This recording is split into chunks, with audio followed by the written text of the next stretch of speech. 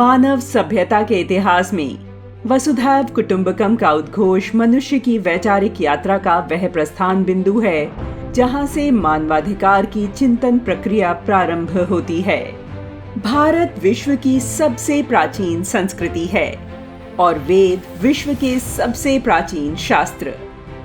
जीवन के पक्ष से संबंधित कोई भी ऐसा विषय नहीं है जिस पर वेद और उपनिषद इत्यादि में ज्ञान के सूत्र न मिलते हों।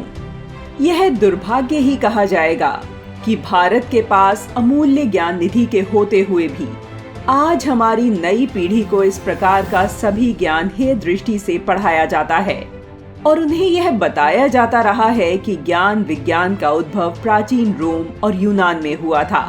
मानव अधिकार के बारे में भी ऐसी ही मान्यता है कि मानव अधिकार की सबसे पहले बात करने वाला साहित्य यूरोपीय साहित्य है और यूनान के प्राचीन दार्शनिकों ने मानव अधिकारों का प्रत्यय विश्व के समक्ष रखा था। प्रत्येक भारतीय को यह जानकर गर्व होगा, विश्व गुरु कहलाने वाले भारत ने हजारों वर्ष पूर्व विश्व को मानवीय अधिकारों का पाठ भी पढ़ाया था। वेद, उपनिषद, स्मृतियां, रामायण, महाभारत जैसे ग्रंथ अनेक ऐसे सूत्रों से समृद्ध हैं जिनमें मानव अधिकार विमर्श का दर्शन होता है। आज के इस वीडियो में हम जानेंगे भारतीय ग्रंथों के ऐसे उदाहरण जिनमें मानवाधिकार की झलक दिखती है।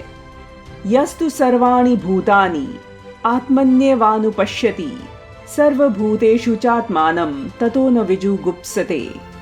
यस्मिन् सर्वाणि भूतानि आत्मेवाभूद विजानतः तत्र को मोह कः शोक एकत्वमनुपश्यतः।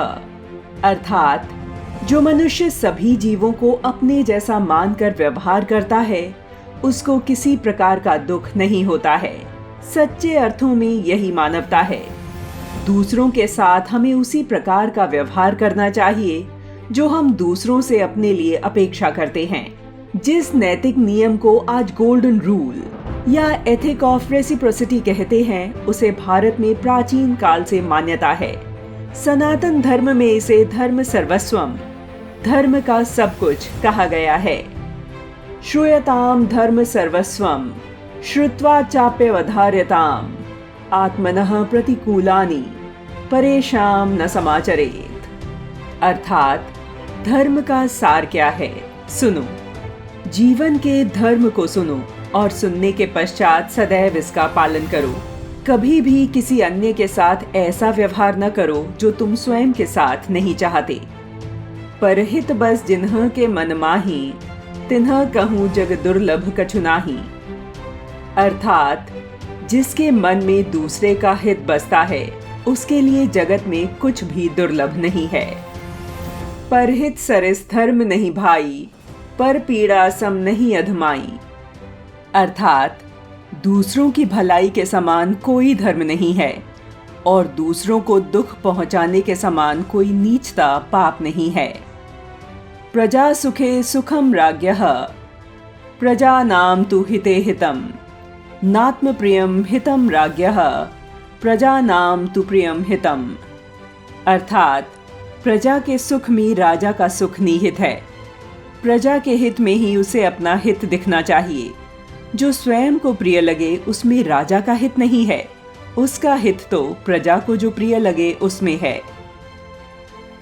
संगच्छध्वम संवधध्वम सवो मनासी जानताम देवा भागम यथा पूर्वे संजानाना उपासते। अर्थात आपस में साथ मिलकर चलो, परस्पर संवाद करो, तुम्हारे मन एक ज्ञान वाले हों, जैसा कि तुमसे पहले के विद्वान एक मन होकर अपना कर्तव्य करते हैं। वीडियो देख लेने के बाद अब आप भी गर्व से कह सकेंगे कि मानव अधिकारों का सबसे प्राचीनतम उल्लेख हमारे महान पूर्वजों के चिंतन में दिखाई देता है। विश्व ज्ञान की सभी शाखाओं को हम भारत की प्रज्ञा में ही निहित पाते हैं।